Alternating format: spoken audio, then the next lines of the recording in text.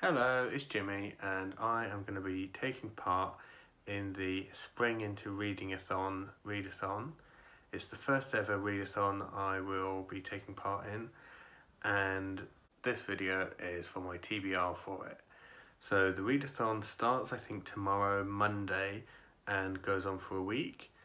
And I heard about it because of Charlie Brooke on her TBR video, and it's hosted by Clint from Read Readers and Mel from Completely Melanie. There's 6 prompts for this readathon. I've chosen 6 books to go with the 6 prompts. I definitely don't expect to read all of these. I might by the end of it have been able to satisfy the 6 prompts by having some of what I end up reading covering more than one prompt at a time. But I thought I'd pick 6, give myself a good variety of things that I can choose to read from as I go through the week, and we'll see what I end up actually reading. The first prompt is spring cleaning. Pick a book that has been collecting dust on your shelf. So I've gone for These Bones Will Rise Again by Panashe Chigumadzi. And this is a book that I've mentioned before wanting to read it, I think in a video I made in November. And I got the book shortly after then, and I meant to read it. So it's not been collecting dust for that long. There's definitely books that have been collecting dust for longer, but it is one that I've been wanting to reading. And it's about the coup that happened in Zimbabwe at the end of 2017. And part of the reason I want to read it is because it's about such recent current history. So the longer I wait, the less relevant it will be. So I thought that would be a good one to get to. Second prompt is spring break. Read a book with travel or vacation in it. I've picked for this one The People of the Abyss by Jack London. So Jack London was an American who went to London, and particularly East London in the early 20th century, when living conditions were very bad there for the working class, and he wrote about it in this book. So the people of the abyss are the poor people who were living in East London at the time.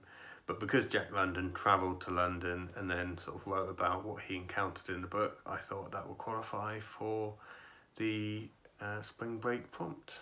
The third prompt is The Flowers Are Blooming. Read a book with flowers on the cover. So I had a look through my shelves and I came up with this one.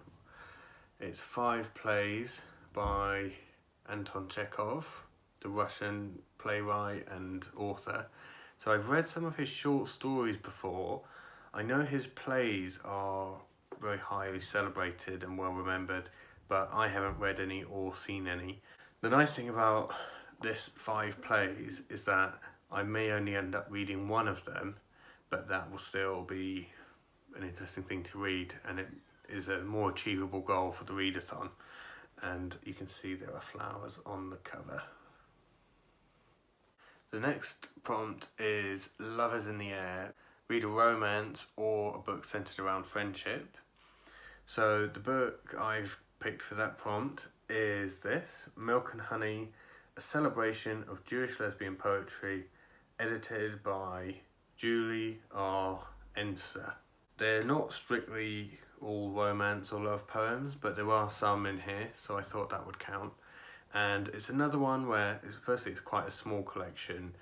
They're all poems. The only really thing that links them is that they're all by Jewish lesbian poets, mainly American, but not all, I think. It's another one where it's quite small, so it's low pressure, and even if I only ended up reading a couple of poems, that would be an easy one to add on to my list for the readathon. The 5th prompt is New Growth. Read a book with green on the cover. So for this one, I have borrowed a book from Charlotte, and it's Autumn by Ali Smith. So I haven't read any Ali Smith, but I've heard loads of good things about her. This has been talked of highly by people on BookTube and people in the shop where I work, and just everyone seems to say it's good and that Ali Smith is good, and it's got green on the cover, so that's going on my pile. The 6th and final prompt is Women's March. read the group read How to Hang a Witch, or a book with a strong female character. So I have gone for the group read How to Hang a Witch. I went on quite a little adventure to get hold of this.